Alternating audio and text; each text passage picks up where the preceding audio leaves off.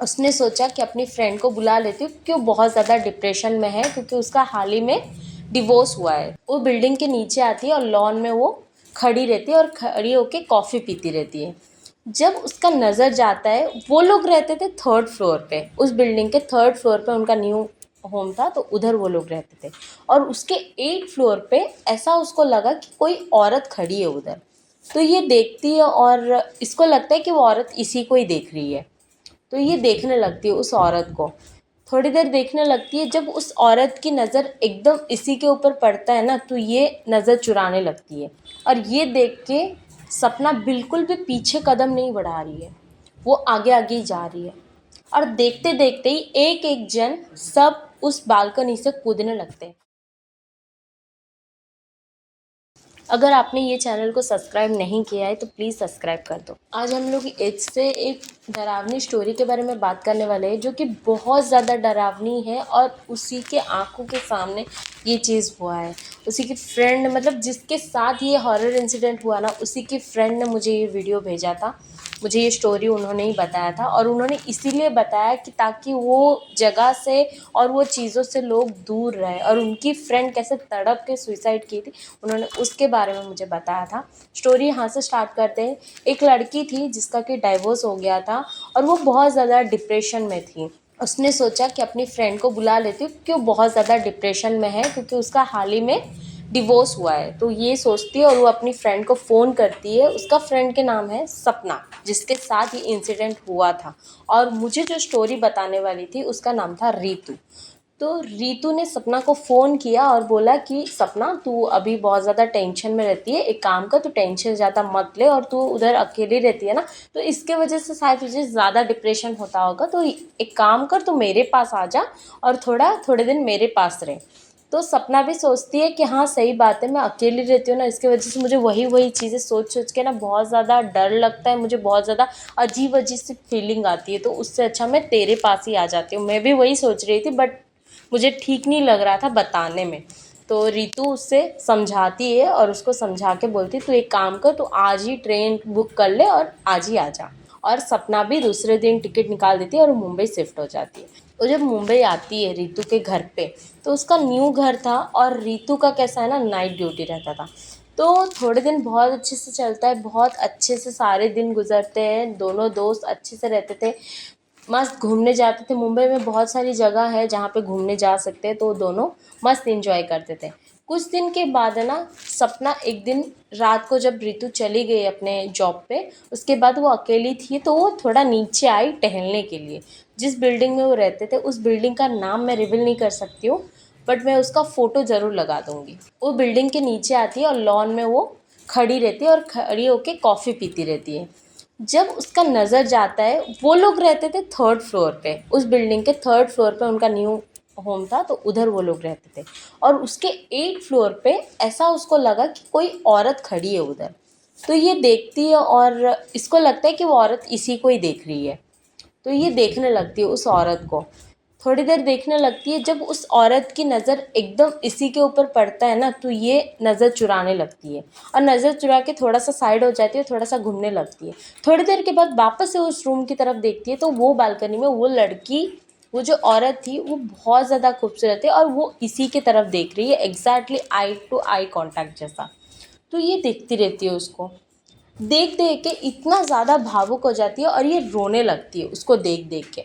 फिर इसके बाद ये आंसू पोंछती है, और जैसे ये आंसू पोंछती है, फिर से वो 8 फ्लोर पे देखती है, तब वहाँ पे कोई नहीं था।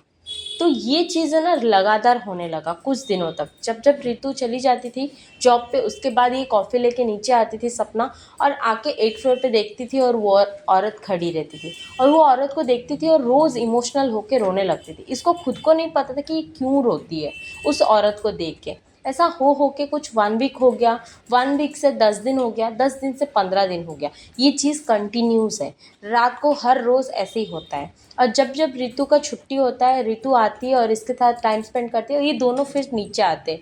बट सपना उसको ये चीज़ों के बारे में नहीं बताती है। सपना को ये चीज़ की आदत हो गई है, रोज़ आना नीचे और उस औरत को देखना और रोना, रो के फिर घर पे जाना और सोना। फिर धीरे धीरे ना सपना का तबीयत ख़राब होने लगा। एक दिन ऐसा हुआ कि रितु ने सोचा कि मैं इतने दिनों से मेरी फ्रेंड को बुलाई हूँ, बट मैं कहीं घुमाने ठीक से नहीं लेके जा पा रही हूँ, तो मैं सोच रही हूँ कि 2 दिन का छुट्टी ले लूँ और उसको थोड़ा घुमा के लाऊं मुंबई। तो वो ऐसा सोचती है और 2 दिन का छुट्टी ले लेती है। फिर उसके बाद वो सपना को बोलती है कि सपना चल घूमने जाते हैं। दोनों प्लानिंग बनाते हैं और जब घूमने जाते हैं ना, तो सपना की हालत एकदम ख़राब हो गई थी। उसके आँख के नीचे बहुत ज़्यादा डार्क सर्कल हो गया था। उसकी बॉडी की ऐसा हालत लग रहा था कि वो बहुत ज़्यादा दुबली पतली हो रही है। तो रितु उसको एक क्लब में लेके जाती है। जब वो लोग क्लब में जाते हैं तो वहाँ पे ना कुछ तो प्रॉब्लम हुआ और सपना वहाँ पे गिर जाती है चक्कर खा के।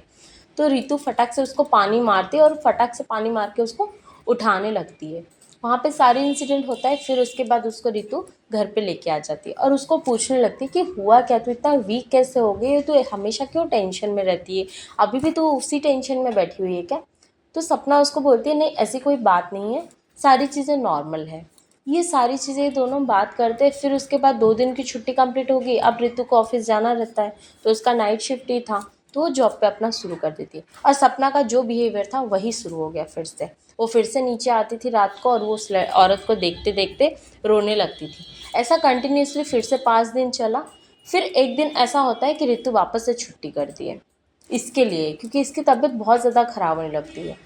तो ये छुट्टी करती है और ये देखते क्या हो गया सपना, तुझे क्या हो गया, तू ऐसा क्यों बिहेव कर रही है और तेरा ऐसे कैसे हालत हो गया। तो जब बात कर रही थी ना, तब सपना को कुछ नहीं सूझता है। उस दिन वो खुद को कंट्रोल ही नहीं कर पा रही थी। वो नीचे जाती है लॉन में और जाके खड़ी रहती है और उस 8th फ्लोर पे देखती है। जब 8th फ्लोर पे देखती है तब कोई नहीं दिखता है। तो वो तुरंत लिफ्ट में चढ़ती है और सीधा 8th फ्लोर के लिए भाग जाती है। जैसे ही मतलब पहुंचती है, वहाँ पे इतना ज़्यादा कचरा था, वहाँ पे इतना ज़्यादा कचरा था, वहाँ पे कोई भी एक जन नहीं था। और एकदम ऐसा कचरा था जैसे कि सालों पुराने वो घर में कोई नहीं आया है, वो फ्लोर पे ही कोई नहीं आया है। तो ये धीरे धीरे अंदर जाती है, उसी घर के अंदर जाने की कोशिश करती है जिस घर से, जिस बालकनी से वो औरत देख रही थी रोज़। तो उस घर की तरफ जब बढ़ती है ना, तो अचानक से खुद ब खुद वो दरवाज़ा खुलने लगता है। तो ये धीरे धीरे करके अंदर जाने की कोशिश करती है और इसकी बॉडी एकदम दुबली हो गई है। ये पहले से बहुत ज़्यादा दुबली हो गई है। इसका फेस का स्ट्रक्चर भी चेंज हो गया है। इसके आँख के नीचे एकदम डार्क सर्कल हो गया है। सारी चीज़ें हो गई है। और ये उस घर के तरफ जाने लगती है। जैसे ही बाहर खड़ी रहती है ना, वो दरवाज़ा खुल जाता है और वहाँ पे वही औरत उस बालकनी की तरफ से खड़ी रहती और इसकी तरफ फेस करके खड़ी रहती। तो ये देखती है और बहुत ज़्यादा मतलब शॉकिंग तरीके से देखती है उसको, क्योंकि वो औरत है ना इतना खूबसूरत दिख रही थी ना, इसको बहुत ज़्यादा खूबसूरत दिख रही थी कि ऐसे कैसे कोई खूबसूरत हो सकता है। तो ये देख के उसको ये शौक ही रहती है। और थोड़ी देर के बाद ये उसको देखते देखते फिर से रोना स्टार्ट कर देती है। इसके आँख से आंसू ऑटोमेटिकली आना स्टार्ट हो जाता है। फिर थोड़ी देर के बाद जैसे ये आंसू पोंछती है ना, वो जो सुंदर सा फेस, वो जो अच्छी दिखने वाली औरत थी, वहाँ पे कुछ एक डरावनी सी शक्ल वाली औरत बन जाती है। वही सेम औरत, सेम कपड़ा पहने, इतना ज़्यादा डरावना दिख रहा था। उसके बाल बिखरे हुए, उसके मुंह अलग फटे हुए हैं, उसके आँख से आंसू झर रहे और उसके फेस का स्ट्रक्चर ही कुछ अलग था। इतनी गंदी दिख रही थी, बहुत ज़्यादा डरावनी। जब देख के डर जाती है ना, तब ये जैसे ही पीछे कदम बढ़ाती है ना, वो औरत इसको बुलाने लगती है और ये पीछे जा ही नहीं पा रही थी। उस औरत की अट्रैक्शन ऐसा था कि ये पीछे नहीं जा पा रही थी। कोशिश कर रही थी पर जा ही नहीं पा रही थी। ये फिर अंदर तरफ जाने लगती है। इसको इतना डर लग रहा है, ये चाहती नहीं है कि मैं अंदर जाऊँ, बट उस औरत के अट्रैक्शन में ये अंदर जाने लगती है। और जैसे ये एक एक कदम आगे बढ़ा रही है ना, वहाँ पे एक एक लोग ऐड हो रहे हैं। वो अकेली औरत थी, उसके जगह पे और एक लड़की आती है, फिर और एक लड़का आता है, फिर एक बूढ़ा आदमी आता है। ऐसा हो के उधर लड़के ऐड हो रहे, सारे लोग ऐड हो रहे और वही गंदी शक्ल वाले, और सबके सब रो रहे हैं, सबके आँख में आंसू है। और ये देख के सपना बिल्कुल भी पीछे कदम नहीं बढ़ा रही है, वो आगे आगे ही जा रही है। और देखते देखते ही एक एक जन सब उस बालकनी से कूदने लगते हैं। पहले वो औरत कूदती है, फिर एक बच्चा कूदता है, फिर एक बूढ़ा आदमी कूदता है। सारे जन एक एक जन कूदने लगते हैं। वो सबको देख के सपना भी जाती है और उनके पीछे पीछे जाके वो भी कूद जाती है। जब वो 8th फ्लोर से नीचे कूदती है ना, तो उसका हड्डी पसली सब टूट जाता है।